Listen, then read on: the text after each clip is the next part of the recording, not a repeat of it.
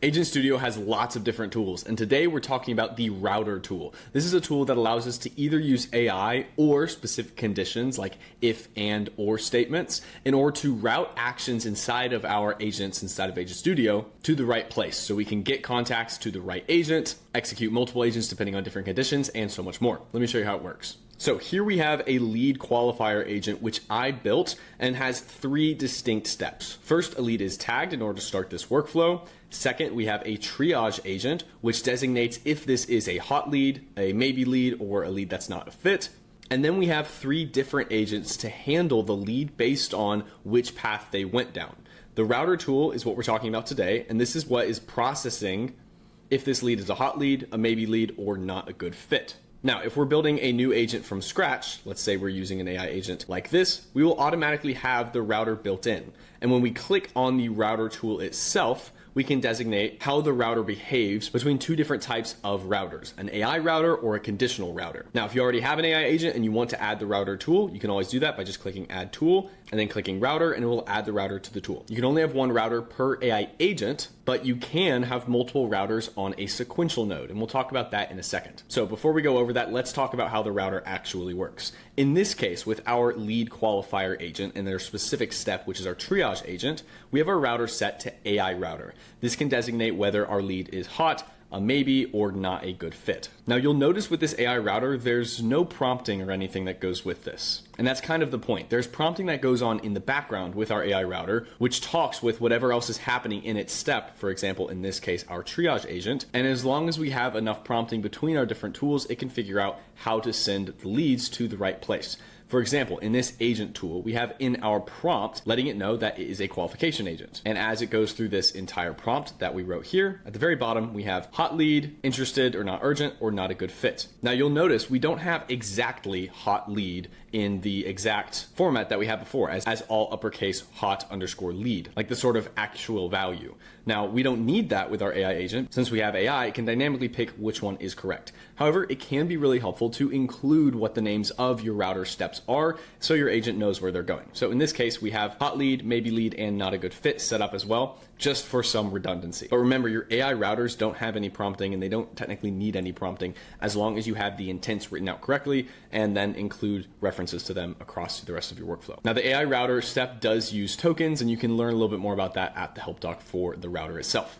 We also have access to a conditional router, and we'll go ahead and go over to a other AI agent. We'll open up the conditional router and we can talk about that. So we can turn on different routes. So either we can set no conditions, which in this case, this means that it will always go to the next step. So if we have an AI agent which doesn't need any sort of routing, like maybe it's always doing the exact same thing every time, then we can just set our router to always. We can also turn this off and then add conditions to get the full use out of the router in order to actually use it. Now we can set between 2 different types of conditions, and or ors. Again, your router is basically like an if branch, and it's saying we have 2 different options to either have all conditions match or any condition match. So for all, we'll go ahead and click in add a condition. We can add in a variable. So let's say in this case for this router, we're going to route a lead based on if it's in working hours or outside of working hours, because it's a lead qualification agent. We don't want to reach out to leads at the wrong time. So in this case, just to keep things simple, let's say we want to only reach out to leads during the AM hours, not during PM hours. So we can set our AM PM, and then if this equals AM, then that will be 1 step. And if we want to add other conditions along with this, like let's say also the time under the 24-hour is also greater than, let's say 9. I know this might be confusing, but essentially this setup right here is saying that if our time is in the morning, AM, and if it's after 9 a.m. So this means that this router goes between 9 and 12. So if it's anywhere between 9 a.m. and technically 11:59 a.m. before it turns to PM, then this is now morning. And what we'll do is we'll call this morning, and then we'll click save. So this is one router step, and we can configure all sorts of things in here. Now we can also add another step for, let's say, evening, and we'll do the same thing. We'll add in our conditions for right now, AM, PM, equals PM, so we know it's in the evening. And also, again, we're using that and condition, not an or.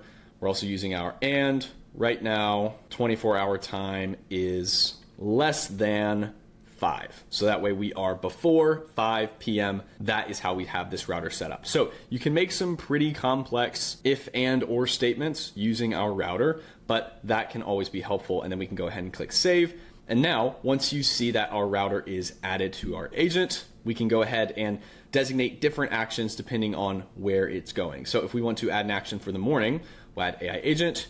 You are a morning agent, write and shipper. So that way we can tailor our messaging to if it's in the morning. Then to connect these two, we just use our node connections just like that. And now we have that connected as such. And if we want to do the same thing, we can always add another agent for the evening agent. And then now we've got these two connected to our router. That's exactly how that works. So now that you've seen how the router works, we're going to go ahead and delete this demo right here. And we're actually going to use that AI router and show you what you can see as it's happening. So if we go to test, we'll go ahead and select our contact, and then this will bring up our chat to watch the agent go through this qualification process. Now we can see right now we are at our triage agent right here. We can go ahead and give some information for the contact, like information like the budget and such. We have all of this set up in our prompting to ask for the budget, the timeline, when they want to work with us to see if they're a hot, maybe, or a no. As you can see, the agent will ask us some more questions. So we'll say ASAP, 2 weeks. And then we'll let it continue to go through this process. So right now it's going through the agent process. It hasn't hit the router yet, but in all of this, it's keeping all of this in mind before it actually gets to that router step. And then we'll say our main goal is to build a new system as fast as possible. Then we'll go ahead and send this through, and you'll see this go through the router, and then it will move on to the next step depending on whichever one of these it decides to go through. So there you go. You can see our transition hot lead path. It went down the hot path because this means we're a hot lead. We're ready to work together. And then this can go straight to this new agent. So now this agent can do whatever it's supposed to do next. So what it's going to do is it's going to email us a booking link because we are a hot lead. And in the other cases, when it goes down maybe or not a good fit, then it will perform whatever those agents are supposed to be. So this allows you to make highly custom AI agents for specific paths using that router tool. So feel free to try out the AI router and the conditional router. Now, of course, if you have any questions, you can always leave them on this video or refer to the help doc. There's a lot of different help documents on Agent Studio to help you get started building agents inside of HighLevel. Of course, my name is Andrew, and thank you very much for watching.